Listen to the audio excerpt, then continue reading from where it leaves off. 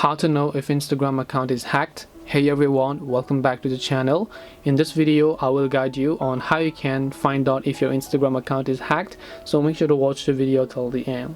In order to check if your Instagram account is hacked, you can just try to open up Instagram, and there could be some of the suspicious posts that you might not recognize. They could be uploading stories, or they could be DMing some people that you don't recognize. Now, how do you solve this? In order to find a perfect way, you can just tap the three lines option here and then go to settings and then just go to security.